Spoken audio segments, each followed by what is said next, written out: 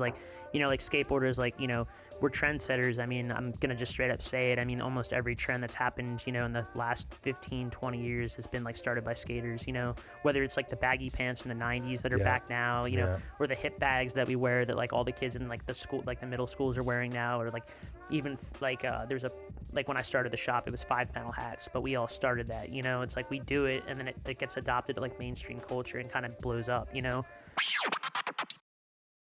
JD, what is going on, my brother? Yeah, how you doing? Good morning. It's a nice Tuesday morning. It's raining a little bit, but Yeah, dude. made the walk down, ready to talk some shop. Yeah, bro, I appreciate you coming in. You've been on my list for a minute. I've been to your shop on multiple occasions. I have boards in the office. There's a cool Reading board down the hallway. I've taken my kid in there. She's gotten set up by you guys in there. But I remember the first time I met you, and I don't know if you remember, probably don't, but this was years ago. And you still had like the dreams of a Reading skate park on a piece of like cardboard or like, the board we used in school.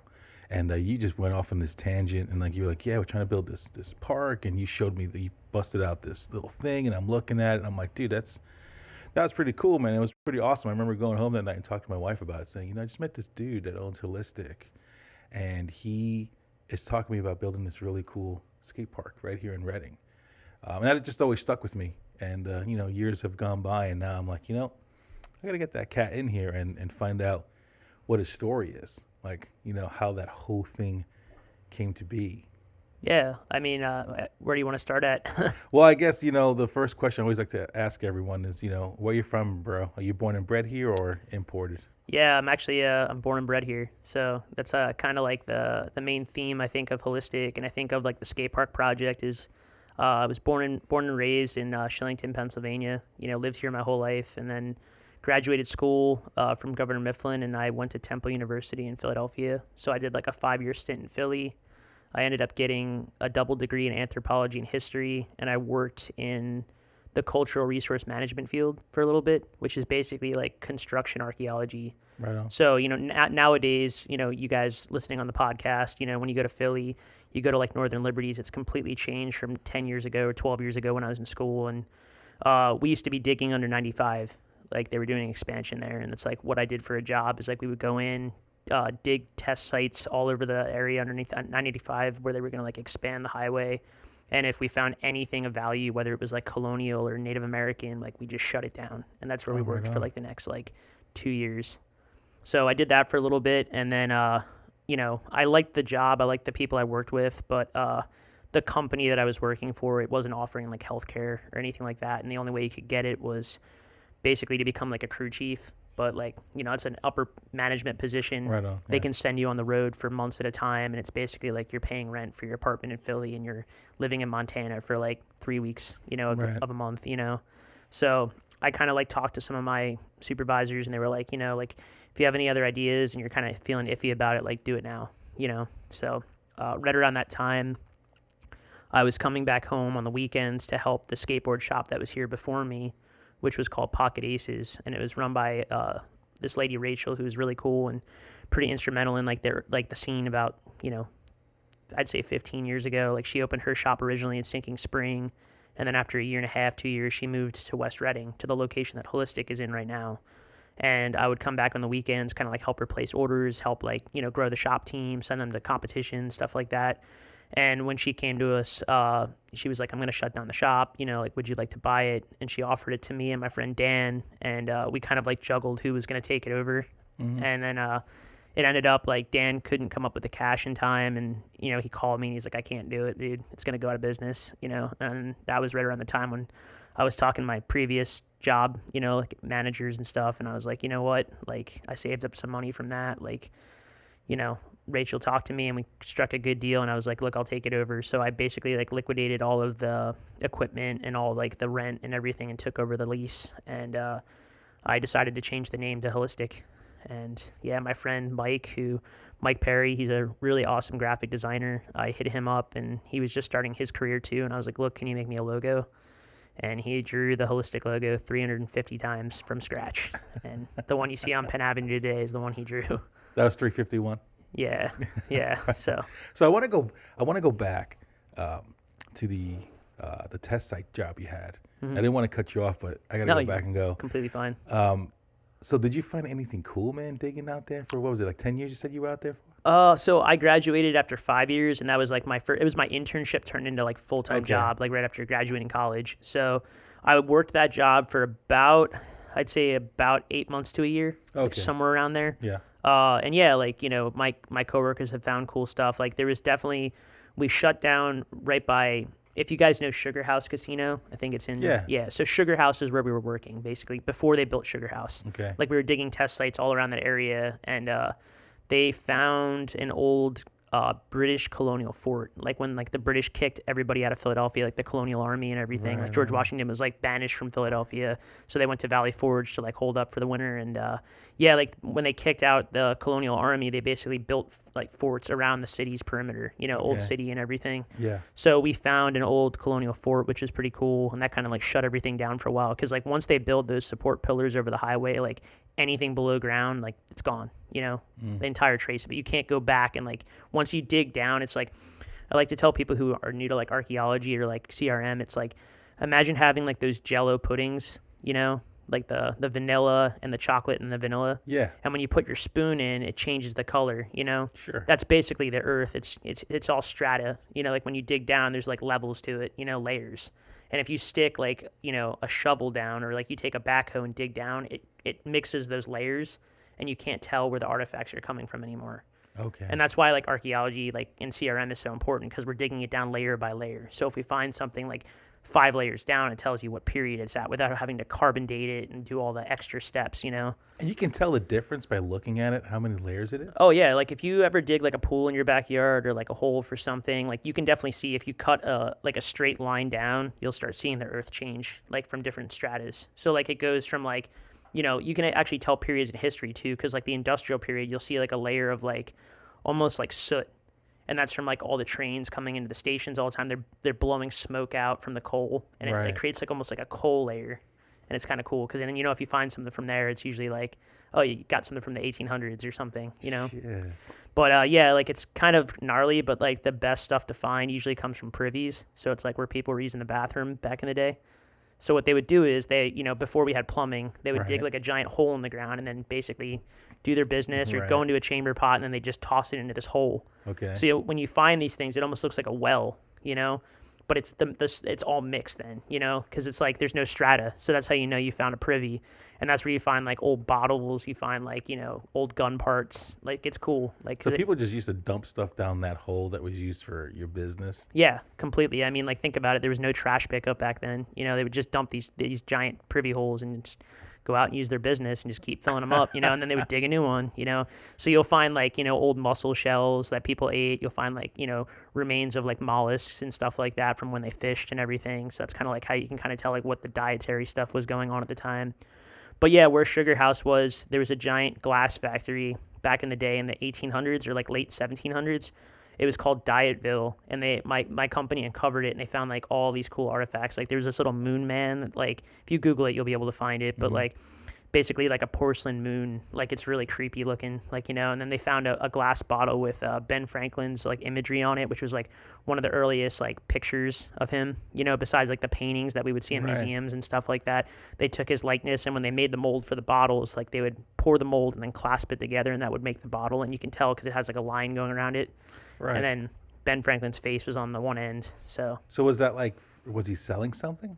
I think it was like Dietville made bottles for like tonics and stuff like that. Like this guy, he was like a doctor, you know, but he basically made glass bottles, and like his tonics didn't really sell well, but the glass bottle industry like took off. So he was just basically one of the biggest glass makers in Philadelphia at the time. Oh shit. Yeah, so like bottling stuff for everyone, you know, like in late 1700s, early 1800s. So it's like early branding. Yeah, exactly. And that was like the first big job that I was on, you know, and then did a lot of jobs where like I went out in like the coal country. Like we basically worked on the pipeline. So like I would get like a GPS system with my boss, and we would just walk like miles, and just every 15 feet dig like a small little test hole, and then just keep walking. And that was like kind of gnarly, because it's like, you know, I grew up in the woods. Like I'm from Pennsylvania and stuff like that. Like I moved after Shillington, moved to Moton, and it's kind of closer to the woods. And I would go hiking sometimes, but like this was like deep hiking, you know, like, you know, you're walking like the whole workday, like 7 hours, just, Right on. following this like little like GPS telling you where the pipeline's going to go, the XL pipeline, and like where you have to like dig, because if we find anything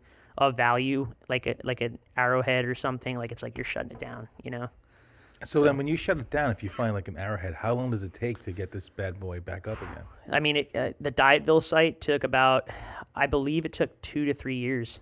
Wow. So they have to completely excavate everything, document it all, shoot pictures, like make sure everything's out, and then they can say like, good, it's clear, like we have like historical documentation, everything's taken, and then they'll let the company come in, like bulldoze it, fill it in, and then build the concrete pad over top of it to build like whatever they want over it. So we worked actually with PennDOT. So like our company was actually subsidized by PennDOT. So like my paychecks really came from PennDOT because Right like on. we're helping the highway kind of expand and build, but like they can't just come in there and see something in the ground and just pave over it.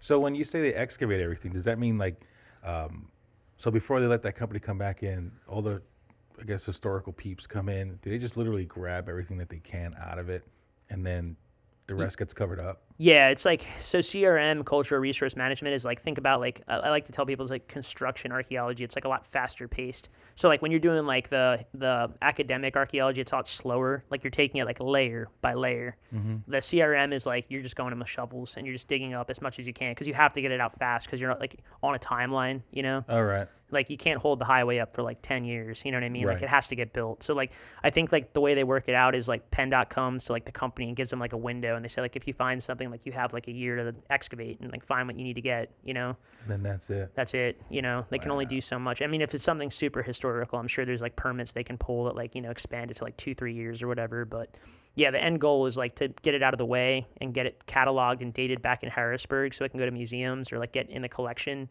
And then, when they build their pads or they build like the highway pillars and stuff like that, it doesn't like destroy it forever and there's no historical record anymore. Cool. Yeah. I mean, that's awesome. I love history. I'm a big like U.S. history guy, so like I'm big into all those things, and so it's cool that you had like maybe a little piece of this, like finding like yeah, all like these great things. Yeah, it's like I never found anything too crazy. I mean, there would always be like when you found something really awesome, like everyone would stop digging and like all get together and like look at it, Right. And I never had one of those moments, but like I was around people that like found cool stuff. Like someone found the end of like a flintlock rifle that like had like the trigger and stuff. Obviously the wood wasn't there anymore, but Right. like it's cool to find stuff like that Yeah, because it's dude. like what it is, Mhm. or like a bayonet or something. Yeah, that's cool.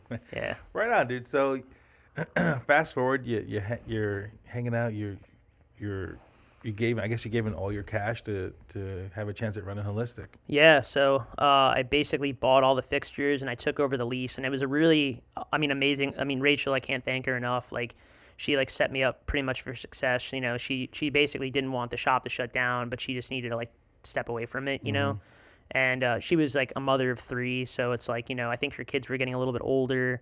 They were getting out of high school, getting to high school age and everything, and it was kind of like needed to focus more on the family kind of thing. So, I kind of like got set up for success because she left me, in the purchase was like all the equipment fixtures and then all of the old inventory. So I kind of started the shop off already having inventory on hand, having the fixtures and everything, and then all I really had to do was just change the logo, like incorporate it as an LLC and change the business and kind of like create my own. But I think the biggest thing was just like, she signed a 3-year lease at that location at 516 Penn Ave where we are now, and just I only had to take it over for a year. So I was like, look, if I fail, I'm only paying a year's worth of rent, so I'm not going to be that much in the hole. Right on. So we opened up, I think our start date was August 9th, 2012. Wow, it's been that long. So it's 10 years. Yeah, it's 10 years. We just celebrated 10 years this year. So Right on, dude. yeah, it was a trip. Had a really cool event. Had a bunch of pros come out from California and skate the local skate park with us. It was pretty cool. So. That's awesome, man. So what's the why skate shop? So like I grew up like a little backstory before going to college and my other job. Before I did the skate shop, like I started skateboarding when I was like 9, I would say. Like a couple neighbors had boards in like Shillington would push around. There used to be another skate shop called Abydos back in the day. All right. And that was run by the Emke family. They're still around the area, super cool people. But like that shop was literally like a stone's throw from my house growing up. So like we would go in there and like there'd be like all this clothing and skateboards and stuff, and it got me all psyched. And I think I went and got like a Goodwill board because I couldn't afford like a normal board, and I pushed around on it. But like if you ever get like back in the day, like a Goodwill board or like a 5 and Below or like, you know, a Walmart board, you take 2 pushes and they don't go anywhere, you know? So I think I kind of got out of it when I was like 9 and didn't really stick with it because I couldn't really keep up with like my neighbors because they had like legit boards. And then, you know, like the other 2 kept skating that I was skating with in my neighborhood. And then I just kept begging my mom. I was like, you know, I really want a skateboard, you know? So I ended up getting my first board, which was a Tony Hawk board, right before the video game dropped too, because that was like a whole thing too, you know, 1999. So it was like right around that time, and I asked for like months and months, and she was like, "You're gonna break your wrist. I'm not buying you a skateboard." And finally, she gave in, and we ordered the board. I got it from CCS, which is like a, you know, California Cheapskates. It's like they used to send you like a little catalog that had all the stuff you could pick out and everything. So I got my first board, started skating, and then just never stopped. You know, it was like on from there. And like, you know, that's right around the time you go to like middle school and everyone's kind of like finding their identities and stuff like that. And thankfully there was a bunch of kids in my school that like started skating around the same time. We all kind of like networked and, you know, all kept skating together. And then, you know, around that time, my friend Frank Fields, everyone knows him as like Frank Phobia. He plays in a band and like, you know, does a whole bunch of shows around here. And he at the time was opening up Wooden Waves and Sound Waves, which was like an indoor skate park / like concert venue. All right. So that was like 2003, I would think. And that was like my freshman year at high school. So like, you know, all of middle school we kept skating, and then Wooden Waves kind of opened up in like 8th grade, 9th grade. And we would go there all the time, like every Friday night. And that's, you know, saw my first pro demo there. Like Kerry Getz came up from Nocturnal Skateshop. He was a co-owner of that shop, and he was also a professional skateboarder. He used to ride for like Toy Machine back in the day, and then Habitat Skateboards. And he like brought the whole crew from like the skate shop up to do this demo at Frank's Park. And he was sponsoring at the time a younger kid that was my age named Kyle Mickelson, and he was like super good. Like, you know, like all of us were like learning heel flips, and Kyle was like heel flipping over like an entire like kicker ramp, you know, and he's like the same age as us, and we're like, oh my God, this kid's like amazing, you know, he's going to go pro, you know. And we, you know, all kept skating the park, and, you know, we were all like, oh, Nocturnal is a skate shop, you know, because we didn't have a shop growing up. Like there was shops in Lancaster, there was a shop in like Allentown, and like, you know, we would drive, you know, to go get our boards, or we get them on like the mail order, you know.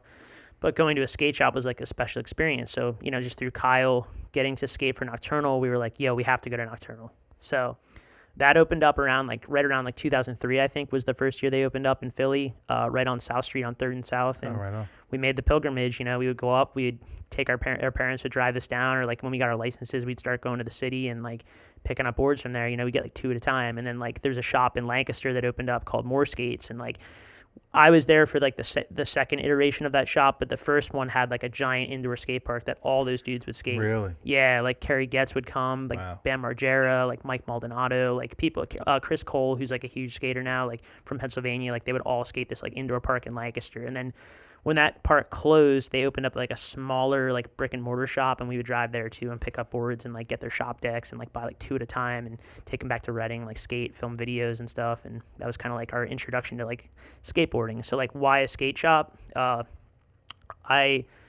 mean, everyone had to do this in high school, but like, you know, you do like your job shadow, you know, most people pick like the PE teacher, like a teacher, like someone local, like your dad or something, or like family member. I just was like, hey, I want to do this skate shop. You know, I want to go to Nocturnal and like work here. And my English teacher was like, you know what? Sounds interesting. Go do it. So I got a pass from school to basically take off for like a day and just go job shadow at Nocturnal. And that's kind of cool. like, yeah, that was like my first introduction to like, you know, being behind the counter at a skate shop, being able to like pick out boards. Like Robbie, the manager at the time, was super cool, like was super patient with me. Like I actually had a burned foot because I worked at the Highlands at Wyomissing, which is it's around here, but it's like an old folks home, and I used to cook there, and spilled some water on my foot and got like 2nd-degree burns like 4 days before I was supposed to do this like internship thing. So like I showed up in crutches, like had my foot all wrapped up, you know, and I'm like here to work for the day, you know. So they were super patient with me, like crutches, like I got to like grip a couple boards and stuff like that, like, you know, help them out. And then at the end they like really hooked it up. They gave me like a shop deck and stuff. It was really nice of them. That's cool. So that experience, I was like, you know, basically like for us, like you can go and you can shop online, but like the experience of like coming into an actual skate shop, like a brick and mortar, like you can't beat that. Like you're around your people, you know what I mean? Like skaters, like, you know what I mean? Like you don't get that online. Like you don't get that, like, from going to like a mall shop. Like I know like, now we have like Zoomies and we have like the Van store and stuff like that. And it's like, you can't hate on places like that because like not every town has a small skate shop. Right. So if a kid can go get a board, it's like by all means, like get it online, go to a Zoomies, go to like a Van store, go wherever you can. But it's like for those kids that can like come into a brick and mortar skate shop and they know they're talking to like skaters and like, like, oh, did you see this video? And you start putting the kids on like, yo, check this Thrasher magazine out. Like you got to start reading this. Like it's a whole different experience. And like usually the kids that are built up through the shops, like the small brick and mortars, like they end up being more immersed in the culture and they end up going further, it's, No, you're absolutely right. Cause I miss, good old record stores, man. When I was growing up, cause I'm an old dude, we used to go to record shops, check out the latest music, check out, the latest records, guitar shops, because, I play guitar. So you're right. When you go to those brick and mortars, you hang out with the local people. That's where you get your local band starting up. That's where you meet all the cool people. That's where you have your conversations about music. That's why I think I really love the movie High Fidelity for the record store parts of that movie. Because it's exactly what they did in that shop is exactly what I used to do growing up. We'd have like make lists and like who was better, and we felt like elitists, even though we were just a local, idiots just talking about like fucking Metallica records, Yeah, it's like, and I think like that's a good parallel too, because music and skateboarding go hand in hand. It's such a cool immersion of cultures, because like, like skateboarders, like, we're trendsetters. I mean, I'm going to just straight up say it. I mean, almost every trend that's happened, in the last 15, 20 years has been like started by skaters, whether it's like the baggy pants from the 90s that are back now, or the hip bags that we wear that like all the kids in like the school, like the middle schools are wearing now, or like even like there's a, like when I started the shop, it was 5-panel hats, but we all started that, it's like we do it and then it gets adopted to like mainstream culture and kind of blows up, So it's like music goes hand in hand with that, because like, we're listening to music. We're always trying to find like newer songs to put in like skateboard edits or like videos. And like those video parts for us like defines like a lot of music. You're introduced to music through like, even if you play like the Tony Hawk video game, I mean like that's like 35 bands you're introduced to right off the bat, and like the punk scene and like the rock scene. And then like, you start listening to like, you start like following other skateboard companies, watching other skateboard videos. Like I remember like my first big video I watched was like the DC video, which was like 2005, I think. And like, that was like my first introduction to rap music. It's like Gangstar. It's like, wow, this is sick. You know what I mean? Like this is like putting me on, So it's cool. Like, even to this day, like Supreme, which is like, one of the biggest skate shops in the world. Like everybody knows it, it's like, but they started out as like a brick and mortar in Manhattan, 1993. And they just put a video out like this week and it's like Deftones are in it, and like, and they use Billy Joel, and it's like, that's fucking cool, like it's just so rad. Hip hop is a big part of the skate culture, isn't it? Oh my God. Yeah. It's like hand in hand. Like my friend, so I have a friend that I went to college with named Kyber Jones, shout out Kyber if you listen to this, but, he worked on a documentary with Jeremy Elkins called All the Streets Are Silent. It premiered on Hulu. Like you can just go watch it, or you can like buy it for like $2 to rent it. But it's basically like a documentary showing like the parallels of like early 90s like skateboarding culture and hip hop in New York City. It's a really cool like documentary. It has like a bunch of people in it like from the early 90s, like Keith Huffnagel, who just passed away a few years ago. Like, he was in it, and like he's one of like the pro skateboarders from like Real Skateboards, and like he started his own company Huff that does like, the weed socks and everything. And he's in it giving an interview. Like Rosario Dawson's in it giving an interview. That's so crazy, because I grew up in Queens in the early 90s, the late 80s and stuff. And I remember hip hop was hip hop, and then you had the metalheads, and then there were some punk kids. But I never saw skaters rocking any type of hip hop culture or anything. So it's just interesting to me, being that when I grew up in that day, I was actually like a closet metal kid who had to be more urban, so I wouldn't get my ass kicked. You had to play the part, yeah, dude, because it was so worse. Yeah, it's tough. It's tough out there, But like, yeah, it's crazy. Like, you can really like. I mean, nowadays, like skateboarders are so more well versed. Like, it used to be like that for us back in the day too. It's like, oh, you're like the rock skater, like you're like the punk skater, you're the hip hop skater, But now I feel like it's more like universal. Like you can like it all, and it kind of all fits now, which is kind of cool. But yeah, there's definitely like, I was introduced to hip hop through like skate videos and through my friends that liked hip hop, which is kind of cool. Yeah, dude, when you said Gangstar, I was like, holy shit, my man knows Gangstar. I was like, the company that I work for, Lakai, we just did a collabo with the Far Side. So it was after their 20-year release of the Bizarre Ride 2. Yeah, so dude. We just dropped the collabo on like November 24th, which is the 20-year anniversary of like the album, and like we did 2 shoes and a whole apparel collection, centered around the Far Side, which is kind of cool. Holy shit, man. Yeah, we did a Black Sabbath one in 2020, which was really, that crushed it, because through Lakai, we sponsor Riley Hawk, who's Tony Hawk's son, and we did sponsor Tony Hawk for a little bit, and, like, Riley, like, we used him and used his shoe and came up with a whole, like, Black Sabbath collabo, and it crushed it, like, like, his sole had, like, a purple translucent sole on his shoe. It was really cool, So, like, do I come to you and tell you that there's so many great-looking shoes out there, but for guys like me that have the widest feet on the planet, do you make wide versions of these dope-ass shoes? Oh, I wish, man. It's like one thing that people ask me all the time. I mean, the good news about skate shoes, it's kind of like, I try and tell people all the time, is like, if you get like a Vans shoe or you get like, it's called a vulcanized sole. Most people like don't know what that means, but there's two types of skate shoes. There's vulcanized and cup sole. Vulcanized is like you take the rubber of the sole and you wrap it around the outsole and then you bake it in an oven. So, like, traditionally what that looks like is like a Vans shoe. Yeah, yeah. And then a cup sole shoe is just the whole bottom is all one piece, and it gets glued and stitched onto the upper. So, typically, cup sole shoes don't really break out a little bit, but if you get, like, a Volk shoe and you wear it for, like, a week and go, like, walking around on some trails, like, they'll stretch out, you know what I mean? So, I tell most people that have a wide foot, it's like, if you stick with vulcanized shoes, you get, like, a Vans or, like, every brand makes vulcanized shoes now. It's like, you get, like, Lakai, like, S, America, Nike, Adidas, they all make them. So you just got to find that type of shoe and then just like break it out a little bit. Yeah, because I can only wear dad shoes. I've been wearing New Balance for like years now. Oh, we sell, we sell that wide. Yeah, we sell New Balance numeric, which is like the skateboard line of New Balance, but they don't do their traditional like wide sole. Yeah. But you can get like the vulcanized ones and they stretch out pretty good. And we sell up to size 14 at the shop. So I gotta check those out, man, because that's the only thing is like everybody's got this great like sneaker game going on, and I'm like, I wish, dude, like a Black Sabbath shoe, I would have been all over that, dude. But I never really think about it because I'm like, dude, you're just rocking. Like I'm 4E, right? Is that I'm like a 4E? Yeah, bro. It's ridiculous, man. Yeah. Yeah, but like there's a couple of tricks you could do. I mean, like, you get the vulcanized shoe. Like Riley's shoe is a Volk shoe, and that was the one we did the Black Sabbath one on. You can like put a stretcher in it, let it stretch. You can buy those, and it kind of like you can set it to like a wide. They make stretchers. They make stretchers for shoes. Yeah, you should look into it. I'm sure Amazon sells them or whoever, and you could grab this thing, put it in your shoe. It just stretches it out over time. And then one of the tricks that the pro skaters do, and I know some other skaters do, is like when you skate, you blow through shoes.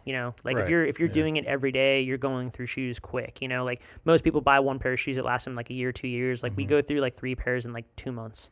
Yeah, if you're skating every day, because the grip tape, the abrasion, it rips through them fast. So, one of the tricks that they do is like these pro skaters get these boxes of shoes and they want them to be broken in. You don't want to skate a stiff shoe. You want it to feel like broken in. So they'll take it, they'll pop it in the microwave for 30 seconds, heat it up, put it on their shoe or put it on their foot, and then walk around and kind of break it in that way. That's awesome, dude. Yeah, it's a little trick of the trade if you listen to this podcast. All right, that's cool, man. So you got holistic. You're in year 1, man. How you feeling, bro?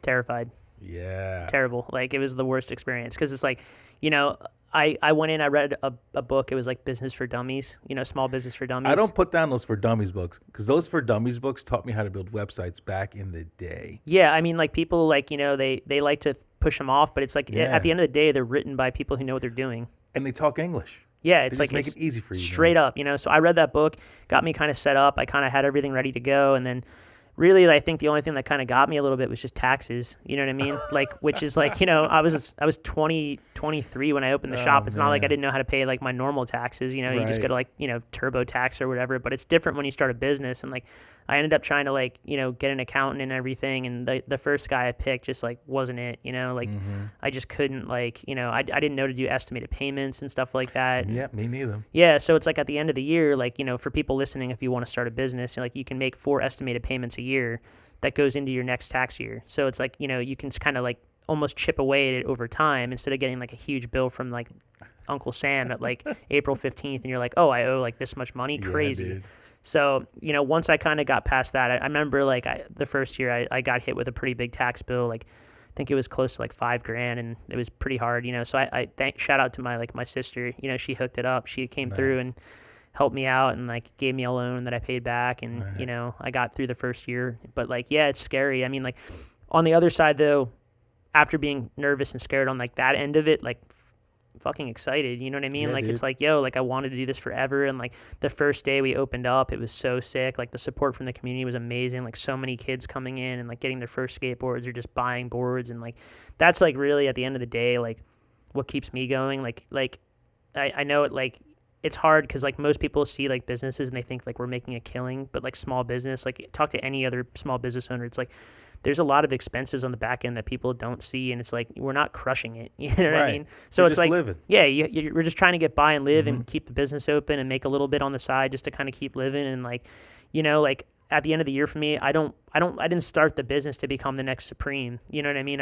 If it happens, that'd be great. But like, I'm there because I want to sell skateboards to like people that want to learn how to skateboard. Like nothing gets me more stoked than like that kid coming in and like grinning from their face, just like That's looking. so true, bro. Because when I took my kid in there, you were like so cool about it.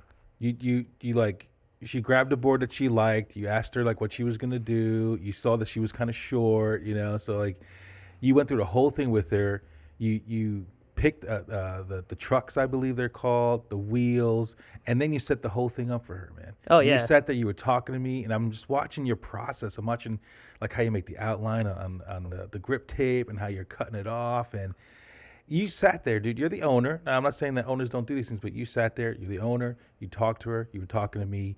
You went through every step. You set her up, and like she left that joint with like a brand new primo board, dude. Yeah, You know, and I like, could see the love in what you were doing. yeah, and I think that's like a huge thing. Like I grew up like at the time, like because like you know I grew up in different eras of skating. Obviously, like you know I started skating in the '90s, and like you know watch that movie that Jonah Hill produced like mid '90s. Like you can get a sense of like how it was back then, like in Los Angeles and everything. Like you know like you would go to skate shops, and if you weren't part of the crew, you kind of felt like iced out a little bit, you know. Right. And I mean I'm not saying that's wrong. Like some businesses like to make their business that way, like you know to make it like the cool factor. Like you know you come in, you buy something and you keep moving, you know what I mean? But for me, I was always like, you know, like I've had experiences like that, even like when it transferred over to like the Tony Hawk boom, when like all these kids saw the video game and all wanted to get into skating. Like we all had to basically like learn the unwritten rules, you know, which is tough, you know. It's like Right. it's like getting into music for the first time or like starting a band, and like there's like things you just don't know about the venues and stuff Right. like that. So like you learn the hard way, and it's like, you know, going into skate shops sometimes and like just feeling very vibed out. Like I never liked that feeling. So I was like, you know, if I do this, I'm going to do it a different way and just try and make people feel welcome. And like, you know, if they have a dumb question or something, like instead of just being like, you don't know that, it's like, no, I'm going to explain it to you. Like, I'd rather have you walk out and like understand like what you're buying or like, you know, what the product is, and not just like, oh, you don't know this, or like, you don't know like this sneaker release. Like, it's just like, I never felt that was like cool. Which you know? I appreciated, because I was a dorky dad with my kid who knew everything about skate. Because like, I'm not gonna lie to you, I don't know like all these things about skateboarding. Like I don't. Yeah. I mean, I tried it when I was growing up. I had like this simple board growing up, but honestly, I grew up in Queens and it just got stolen. So that's why I stopped skateboarding. Yeah, So, that's like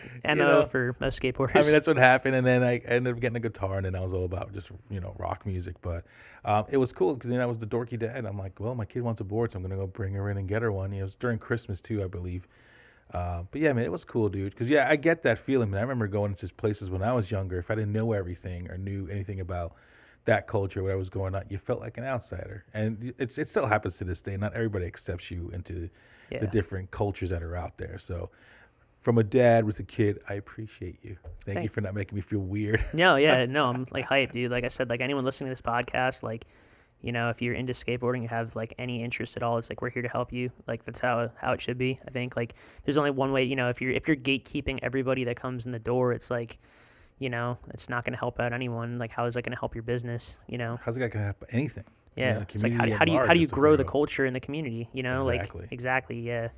And so that takes me to the skate park, man. Yeah, so I mean that's a long topic, but I'll jump right in. Let's do it. Let's yeah, get in just it. jump in. I mean, like, you know, people ask me all the time. I try and do my best to give updates, and it's like, yeah, like so the whole thing started with, you know, I moved back home from Philadelphia. Like, you know, Philly was blowing up at the time. Like we still had like Love Park, which was like a downtown like famous skate spot, and then like these parks started popping up all over the place. Like, you know, you had like Payne's Park, which was in the works for like almost 10 years, which is like the park that's now on the Schuylkill River banks, like right down the street from like Center City. You know, you can walk to it. Which is like a gigantic, like multi-million-dollar skate park plaza. Like, you know, it took them forever to build it. But in the meantime, these little pocket parks kept popping up. And my friend Jesse Clayton runs a business called Fifth Pocket Skate Parks. and he basically was building these little micro parks, and they were popping up all over Philadelphia. Like Whitehall Skate Park, they came in and like redid that one. They redid like a couple like Gray's Ferry. Like they just there's a whole bunch of cool ones, and like basically the whole way it started was I was already skating these new parks that he was building, and I was like, these are really fun. And we have 4 parks in our county, and we have like Stonecliff, which is like the best one, I think, as far as like maintenance wise and like the ramps and everything. And then we had Hyde Park, which is on 5th Street Highway. Then you have Pineland, which is out in Exeter, and then you have Shoemakersville, which is out in Shoey. And all these parks are basically made the same way. It's very cookie cutter. It's how the towns all made them in 2000 whatever, like the 2000s. They had a sales rep come say like, oh, you have skateboarders? We can build you a skate park. Do you have a tennis court? And they would just come in, they'd take over a tennis court or a volleyball court or whatever had nice ground. Sometimes they would put new ground down before they laid down the ramps.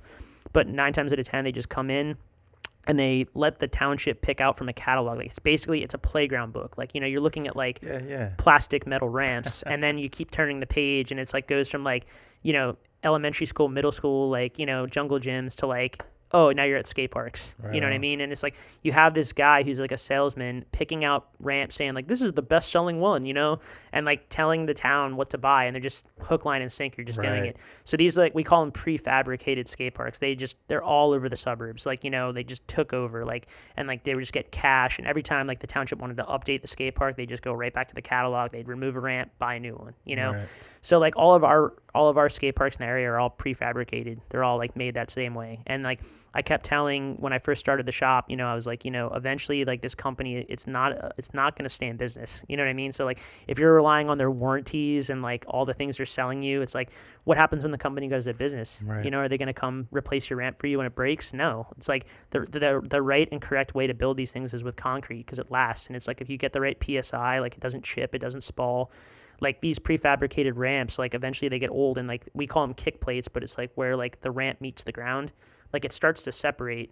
And that was already happening when I started the shop in 2012. I mean, you go to Stonecliff now, there's like it wiggles, Oh, wow. So if like, your daughter who just got her first skateboard, it goes to drop in on the ramp and like, builds up that courage and that like, self-esteem to be like, I'm going to go for this, and does it, and like comes down the ramp perfectly and catches her wheel on the end and it hits her, she'll just get pitched, So I was like, we have to like fix this, So 10 years ago, I started going to some of the township meetings in the borough, like here in West Reading, and that's where my business is located. And I was like, I want to build a skate park. And it was just, it was like going in there and saying like, I want to start a satanic temple that we like ritualistically murder babies. I can only imagine. That was the look that these people were giving me. Like it was all older people that were on this like township borough, and like I even had like my friend Andy Poe come from Home Base Skate Shop, and like he's up in Bethlehem, and he had built like the home base. He helped out with like the Bethlehem Skate Plaza, which is like a giant street skating plaza out there. Like worked on that, got it built and everything. And he came and spoke and said like, how crime went down for frivolous calls from like kids skating. Like they had a place to go. Like the police were psyched on it because they could all just go to this spot and like help. And like they can tell the kids like, hey, just don't go there, go to the skate plaza, And it like worked really well with the Bethlehem community. And then I came here and it was just like, no, it's not going to work, and I just kept getting the resistance and the pushback and everything. So, even when it finally like started going through, and like shout out to like, West Reading Rec, because they actually did try and come through and help us out. But it's like the piece of land, the parcel that they looked at giving us at the time was just so small. And it's like, I mean, it was like a quarter of the size of Stonecliff. And it's like, if we build something here, it's going to be cool to have something, but it's just going to get overrun. There's just too many skateboarders in our area, and BMXers and scooter kids and like roller skaters that are going to like all try and crowd this one little thing that we build, and it's just going to be chaos. Right. So I went back to the drawing board, and, that was like the first 3 years of this, like, going to these meetings, trying to find a location and everything. And then when we finally got that site parcel, I was just like, this isn't going to work, and I'm not trying to like say like, not like push away an offer, but it's like, I know what makes a successful skate park and like what makes it work. And like with skating, it's like, it's hard to tell this to people, but it's like, it's open. You need to have open area, being able to like push full speed and like get to like the speed you want and like cruise and like rip a power slide. That right. You need that. And like, especially if you're adding like BMXers into it too. I mean, like kids on bikes flying on ramps, like it's so easy to hit each other. And like we've all gotten along at Stonecliff, which is about like, I'd say like 10,000 square feet. But I mean, it is what it is. Like you feel like you're in a prison cell. Like these prefab parks have these like 10-foot high fences like go around. And it's just all these skate parks that were popping up around the area, like the Bethlehem Skate Plaza, like York, Pennsylvania, you got Reed Menzer, which is like a really awesome skate park. Philadelphia had Paynes Park pop up and all the other pocket parks around the area. And then, even to this day, like about a year, 2 years ago, like Quakertown just built a really awesome skate park. So I was like just taking this in, and I was like, look, I know what we need to build. And I went to the Tony Hawk Foundation at the time, which is now called the Skate Park Project, and they have like a guidebook, right? And it's basically like a layout of how to build these skate parks, like how to do it the right way. So I ordered the guidebook. I started reading through it, just like Business for Dummies. It's like business. Yeah. It's like skate parks for dummies. So started reading it, started like figuring it out, and they do like this really cool thing. It's like a skate park square footage calculator. So like you put in like the population of your area, your county, and your city, and it tells you like how big of a skate park you should be shooting for. So I think the parcel that West Reading was offering us was about like 2,000 square feet. Our parcel for Reading alone, not just the county, would have been like at least at the minimum 12,000 square feet. Wow. So knowing that, I was like, look, I think like they even told me, they're like, you're probably better off if you want. They were like, we're a small borough. We're like, we're 5 miles by 5 miles. Go to Reading. They have more space. And like, honestly, for me, I wanted it to be in Reading too, because it's like, you want it to have access points. Like you want kids to be able to like ride the bus. You want them to be able to like get out of their house and not have to drive in a car to get to it. And like right now, like Stonecliff is on the outside perimeter of the city. So like even if you're in Center City and you ride a bike, it's still going to take you 10 minutes to get to Stonecliff. Walking probably like 30 minutes. It's not accessible to kids without cars.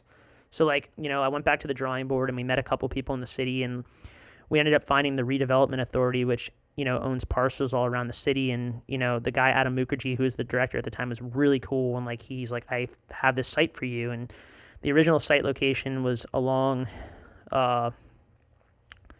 Rack, where like the bridge, the walking bridge goes over. And that was going to be where the skate park was going to go. And we were all psyched. He like moved the parcel over for us. He's like, now you can go, you have the land put aside. He's like, go get your renderings and go get your pictures, like the picture you saw in the shop. Yeah. So we went and did that. And when we went to get a site survey done with an engineering company, they had gas lines going through the entire parcel, like long ways. So like what that means is like if we built the skate park over that, like yes, we could do it. But if there was like a gas break or like any type of like pipe break, they'd have to dig out the skate park, ruin what was ever there just to get to these pipes, and they're not going to replace it the same way because it's specialty concrete.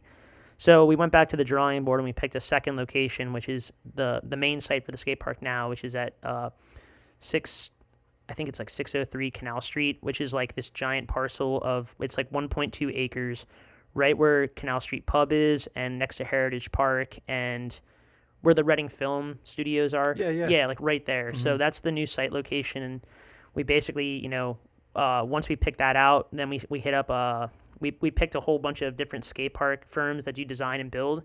And we basically put a portfolio out, and we started this new organization called the Reading Skatepark Association, which is like, it's a whole other tangent, but I'll get into it. But basically, like when I was going to these meetings, I was going as the shop owner, and people just pointed to me and they're like, "You're a skate park," and it's like, I'm trying to do something for the community, but I can't do it alone. It was a lot.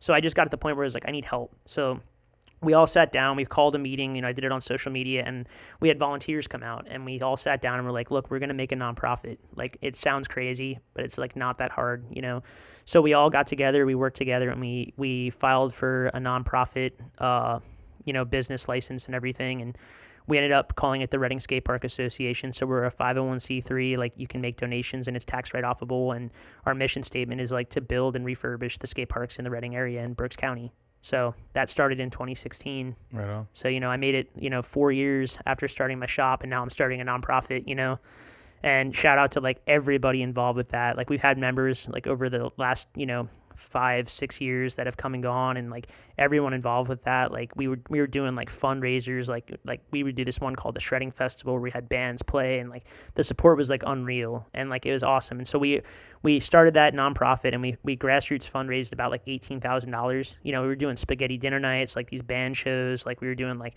like stuff with like local businesses like Sweet Ride, and just kind of like raising money that way. And we used the initial seed money to hire one of these skate park companies, and we ended up settling on Grindline Skate Parks, which are from Seattle, Washington. They do like amazing skate parks, And Micah, the engineer and designer at the time, came out to Reading, and he like sat down with the kids, and that was the coolest part. Was we did 2 design meetings, and the first one was at the Berks County Community Foundation, and the line was out the door. Like Wow. we had one of their biggest meeting rooms too. So like Right we on. filled that thing, and kids were coming. The line was at the door. It was like BMX kids, skateboard kids, like everyone that wanted to like get involved with the design, and like everyone's voices were heard. So when you look at the design that you see on like the Reading Skatepark Association.org, like the pictures you've seen on like the paper or online, like that design wasn't just us picking things and being like, we should do it this way. It's like, no, that was like the kids in the community being like, I want this, I want this, I want this. And then, we had to realistically go in from that entire list and shave it down a little bit. But like, this design was 100% like crowdsourced and basically like molded by the local community, which is really cool. And that's what makes it kind of like special, I think, So we ended up getting the picture and everything. And then, we pushed it through. And the next step was hiring like a local like engineer. So we ended up hiring like SSM, Spot Stevens McCoy, and working with them. And, they started working on the back end of like, engineering like the park and everything. And, at that time, like we only had $18,000, it wasn't a lot of money. And, the contract alone just to get it through like the entire city government and everything, like all the codes and zoning and like, the planning commission, like these are things that people don't think of. They're like, oh, when's the skate park going to get built? And it's like, you should see the red tape that it takes to build something, like whether you're building like a building or a parking lot, like there's a lot.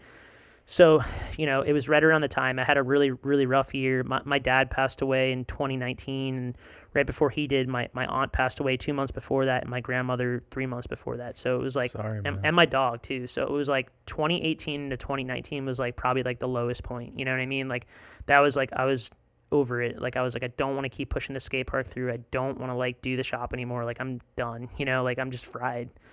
And I don't know if like my dad was looking out for me or whatever, but like, and then like some of our members like also stepped down from the board, and I was just like, this is like, I don't know how I'm gonna like lead this thing anymore. And like, I don't know if my dad was like looking out for me, but like that, like my dad passed away in January, and I got a phone call in March, and it was from Vans, like the shoe company, VF, and they're owned by VF Corp, which is like from here. And like, I had just done like a pitch just to be like, look, we're trying to build this thing. We have no funding. Like, how are we gonna do this? Like, can you help? And he was like, it was my friend Pat, who I went to school with. He works for Vans, and he was like, yeah, they want to give you $232,000. And I was like, oh, like 2,300. That's cool. And he's like, no, dude, like 232,000. And I was like, hold up a second. And I like hung up on him, and I was like, I called him back, and I was like, did you say like 000? He's like, yeah, dude, like VF Corp wants to like fund this thing. Like, they want to sponsor it, So we got hit with like $232,000 plus our $18,000. Like we ended up having like $250,000, which is a pretty good chunk. And that was like our initial seed money. And from that money, we ended up hiring SSM, which is like Spot Stevens McCoy, and they went to bat for us, kind of like working through the planning commission, through like the zoning commission, and just doing everything they need. And like, it's tough to tell this to people, but like, not only going to zoning and planning, but it's like we're building this skate park like in a flood zone, like, 30 years ago, or about 40 years ago now, because it's the 1970s, 40 years ago now, 40 or 50, there was a Hurricane Agnes that hit Reading, and like the whole area where the park is going to get built used to have townhouses at it, and the Schuylkill River flooded and just completely flooded all these townhomes. So like they were just demolished. Like there was no way of refurbishing them. So the city just came in and bulldozed them all. So like where we're building this park at used to be like a neighborhood, So the only thing that kind of like throws a wrench and all that is like obviously like there's flood water and site water management, and whenever you're building with concrete, it's impervious. So like you're putting things in that change like the flood zone and everything. So like, not only are we just dealing with Reading now we're pulling Harrisburg into the picture, and we have to get this like NDPES permit, which is like for like drainage and runoff. So we're not like ruining anything in the Schuylkill River. And, shout outs to Spot Stevens and McCoy. Like they went to bat for us. They got us through all the permitting and everything. It costs a lot of money, but like, it took us about 2 years of that, of like the back and forth between the zoning and everything. And that's all done now. Everything's approved, everything's stamped. And now it's just coming down to the funding. Like, how are we going to pay for this thing? Cause we basically used a huge chunk of our cash, and we were like, well, we can go for grant money, and thankfully, like Lynn Burns, who's one of our board members, she had experience working on grants when she worked for the WRCRF, which is here in West Reading, like helped redo like the zone, like help redo like all the stuff on the sidewalks to make it like look nicer. So we just sat down. We're like, all right, let's go for one. So we basically used our money from the van's money as like the seed money for the grant, because most grants work as like a matched funding. So we ended up just applying for this grant, and we ended up like writing it for like I think about 4 months, and we were just like working on it back and forth, and we submitted it. And we're like, that's all we can do. And then we got a phone call like a year later, like or 6 months later, which this is still 2019. So we got the van's money, All right. and we wrote the grant around this time, because we knew we had this money and the grant deadlines and everything. So we hear back at the end of September, and we get a call, and it's like, oh, you won the grant. It's 90 grand. Like, congrats. So now we have an extra 90 grand in the pot, Nice. and we're like, we're doing this, and we're like, we should try and go for another one. And at this time, we've been working on this completely by the RSA and like us. Like, the city hasn't been helping out at all. We've been doing it, but like the redevelopment authority wasn't technically like owned by the city. It is, but it isn't. So like the land was just kind of put aside for us, but we weren't working with the city yet. So that was like the next step, and I just went and I started pitching it. And the new administration came in. We had Eddie Moran won the mayorship and everything. And he, we called a meeting. We all sat down together, and we started working on ways to like make this park a co-owned by the city. Because at the end of the day, like when it's built, it's going to be a city park. Right. So we ended up doing that. Everything went well. The city was like, yeah, like we're going to take this on. We'll try and find some funding for it. And then at that time, the city grant writer at the time, she ended up helping us out with the city to write a grant from DCNR, and that was for a larger amount, like $250,000. And we wrote that grant, and that was 2020, right when the pandemic happened, and we submitted it in March, right when the pandemic took off, and then got a call back in September when they awarded them, and we got another grant, It was for $250,000. So it was amazing. So like now we're like, okay, we got some cash, so how are we going to build this park? And we only have enough money for half of it, so we're like, okay, do we like phase build it, do we build like a section, and then when that gets built, we fundraise again this crazy amount, and then go for the second phase and then the third phase, and keep building and adding on. And we were at the point where I was like, yo, we should just build phase one. Like, people have been waiting like 10 years for this thing. Like, we got to do something, so right when we were about to call the city up and be like, look, let's just exhaust our cash reserves, let's build phase one, we can do phase two and phase three later, like let's just get it going. That was right around the time 2021 we're into now. We're in a year into the pandemic. We had just gotten that grant, and then 2021 comes around, and the American Rescue Plan Act got passed, and they gave a lot of money to cities, townships, municipalities for like projects. So Reading was awarded some American Rescue Plan Act money, and the city's administrators kind of like went to bat for the park, and they were like, look, like we have this park. If we can just use some of this money, we can build the whole thing all in one shebang, and then we don't have to deal with like phasing it out or like coming back to the drawing board later. So they found some extra cash and ended up moving over $1.2 million for us, which is a significant amount. And I can't thank, the city of Reading and all the people in the administrative offices and, the mayor's office for, working with us and seeing the vision for the project. And yeah, they ended up moving that money over to the skate park fund. So now we're fully funded for phase 1 and 2, which, if you're listening to this, it's basically the entire footprint of the skate park. So we're getting both the skateboard bowls, which are basically like swimming pools, and then the street section. So like it's going to have everything. The only thing we're not getting is through phase 3, which is your lights, your shade structures in the bathroom. So we're looking at phase 3 as being like a future build, and that can be like bolt in place. So if we like raise $100,000, we can drop the bathroom in. If we raise $100,000, we can drop the lights in. And just keep going. And that's where we're starting to work with like local corporations and partnerships where like maybe we can reach out and like get a donation from one of them for the amenities, because like it's just going to look good for them. Like when the park gets built, kids are going to use it. It's going to be like a huge draw. So like even if we could partner up and like when you're walking up and you see the sign, said like bathrooms provided by this person, or like lights provided by this person, and that'll be the way that we'll end up getting the $300,000 for that. So I thought Tony Hawk was involved in getting you guys some cash. Oh yeah, you're right. Sorry, I glossed over that. But yeah, so Tony Hawk had his foundation, the one I bought the skate parks for dummies from, and at the time that was called the Tony Hawk Foundation. He's since changed the name to the Skate Park Project, just because everyone thinks Tony's like involved and he's going to come to like your opening and stuff like that. So he had to change the name and everything. But yeah, basically tying back to music and skating, they raise their money by doing like, they'll have like Dave Grohl sign a guitar and they'll raffle it off, and the money that comes from that raffling goes into the Skate Park Project's budget, and then they award skate park grants for skate park projects all over the United States. So every year they're awarding skate park grants, and they're in increments of like 2,500, 5,000, 10,000, and then the big one is the 25,000. That's like twice a year, 2 skate parks get it. They do 2 rounds of like grants. So you can get it in the beginning of the year, which is like the March deadline, or you can get it at the end of the year, which is like the September one.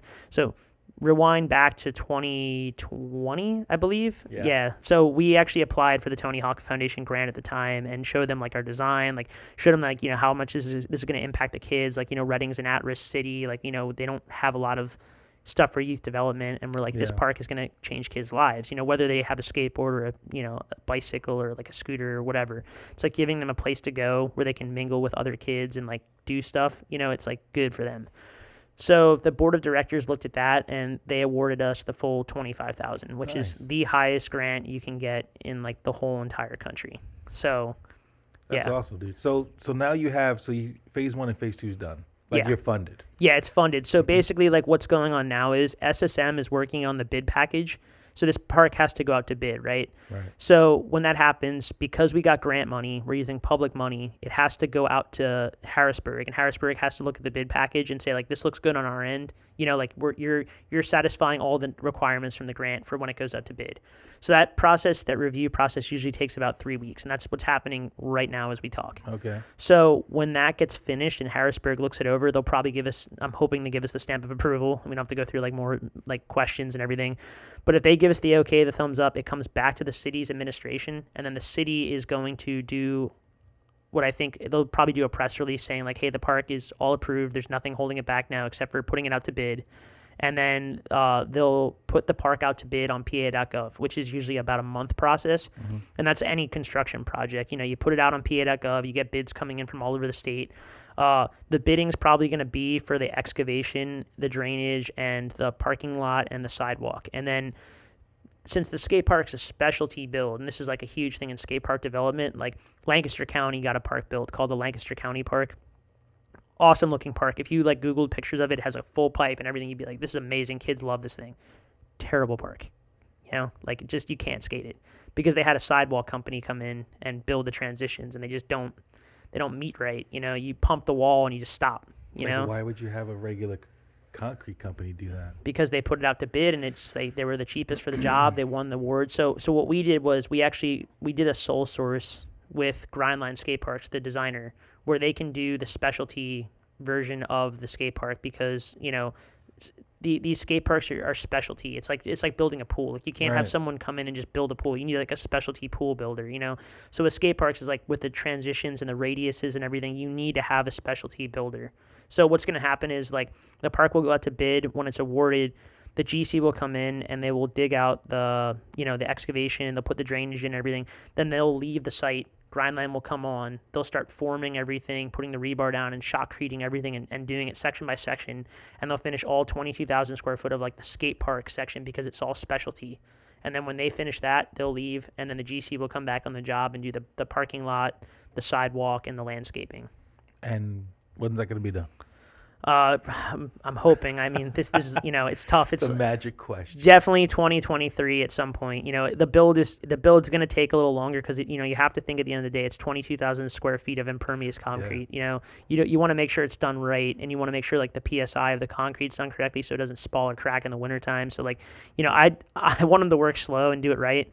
So I'm gonna say like it's about an 8-month build. When so it's 23, 24 maybe. Yeah, definitely. Early 24, late 23. Yeah, I would. That's me being like very understanding. Now, if they get to the site and they're feeling it and they bring 2 crews on and they're really jamming, they could probably get it done in like 4 months if they're working and hustling. Right. It all comes down to manpower and if they can get the crews on the job and everything.